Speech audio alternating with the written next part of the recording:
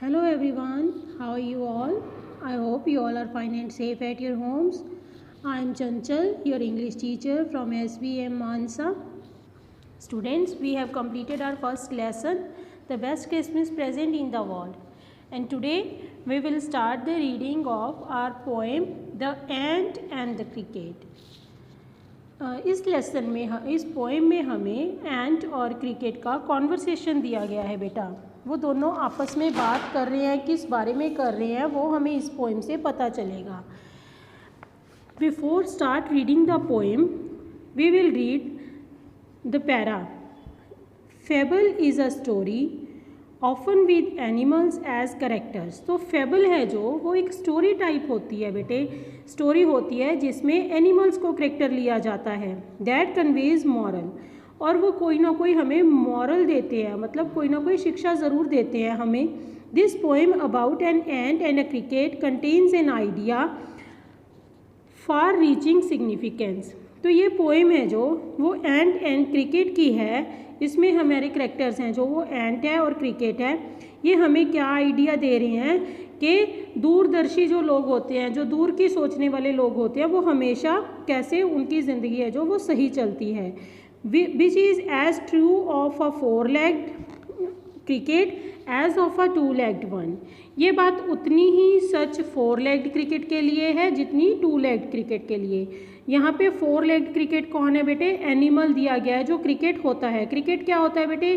Cricket ये game वाला cricket नहीं है। क्रिकेट का मतलब है झिंगुर, मतलब टिड्डा। जो टिड्डे होते हैं ना हमारे, टिड्डे को बोलते हैं क्रिकेट। और एंट तो आपको पता ही है कीड़ी होती है।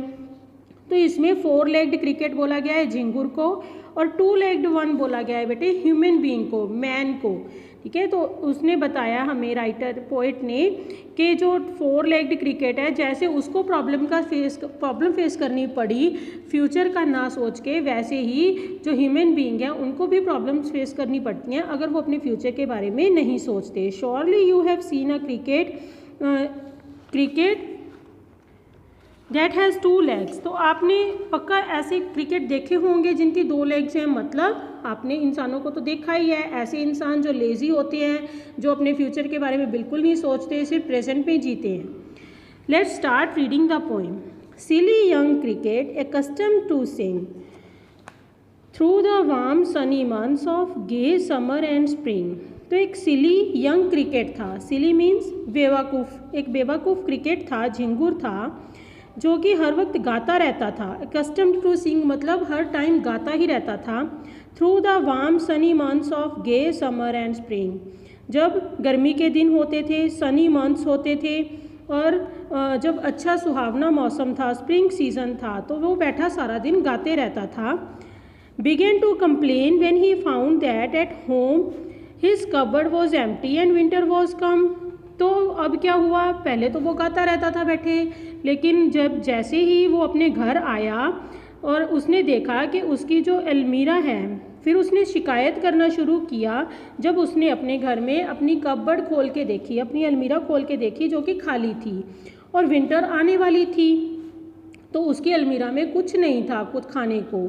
Not a crumb to be found on the snow-covered ground, not a flower could he see, not a leaf on a tree।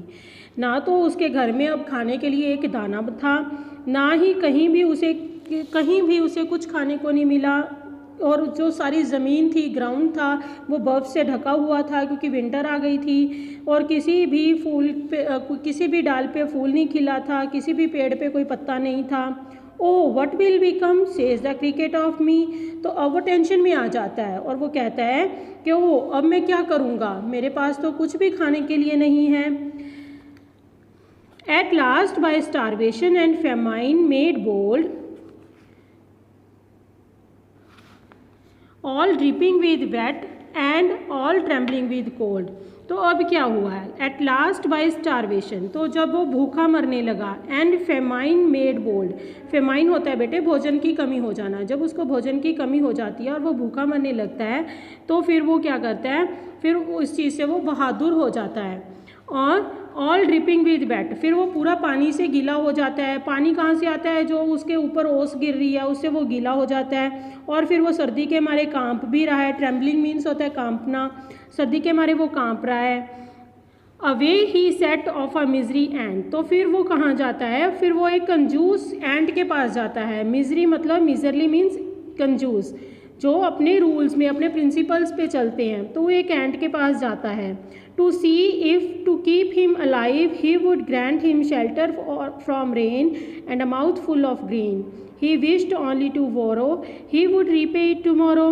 तो अब वो क्या करता है, वो वहाँ जाता है, उसके दरवाजे पे चला जाता है, वो उसको कहता है कि मुझे ज़िंदा रख लो, मेरी हेल्प करो, मुझे अपने घर में बारिश से आश्रय दो और मुझे थोड़ा सा खाने के लिए दो। और वो कहता है कि मैं मतलब तुमसे ये कोई एहसान नहीं मांग रहा, मैं तुमसे उधार मांग रहा हूँ और मैं तुम्हारा ये कल उधार चुका दूँगा। If not he must die of starvation and sorrow, अगर वो ऐसा नहीं करेगी तो वो भूख से और दुख से मर जाएगा।